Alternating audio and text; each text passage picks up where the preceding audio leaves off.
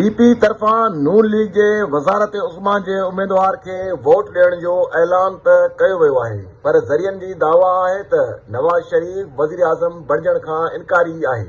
नून league Pakistan, people's party, MQM Pakistan, Muslim league काफ, Istehkam Pakistan party ऐं बलोचिस्तान अवामी पार्टी इत्तेहादी हुकूमत ठाहिण जो फ़ैसिलो कयो आहे। सियासी जमायतनि जे इजलास में नून लीग सदर शहबाज शरीफ पीपी जे शरीक चेयरमैन आसिफ अली ज़रदारी खे सदर चई मुखातिब कयो ऐं ज़रियनि जी दावा आहे त इत्तेहादी हुकूमत में मुल्क जो ईंदड़ सदर आसिफ ज़रदारी हूंदो, पर ज़रियनि जो चवणु आहे त नवाज़ शरीफ वज़ीर आज़म बणजण खां इनकार करे छॾियो आहे। नवाज़ शरीफ खे परचाइण जी कोशिश कई पई वञे, पर ॿी सूरत में शहबाज शरीफ वज़ीर आज़म तौरु मज़बूत उम्मीदवार आहे, जॾहिं त कुझु माण्हू अयाज़ सादिक जो नालो बि वठी रहिया आहिनि। वाज़े रहे त पीपी अॻवान ख़ुर्शीद शाह पिण तजवीज़ ॾिनी हुई त नवाज़ शरीफ खे इख़लाक़ी तौर ते वज़ीर आज़म जे उहिदे जो उम्मीदवार न बणजणु घुर्जे। वज़ीर आज़म जे उहिदे लाइ शहबाज शरीफ या अयाज़ सादिक मुतबादिल उम्मीदवार थी सघनि था।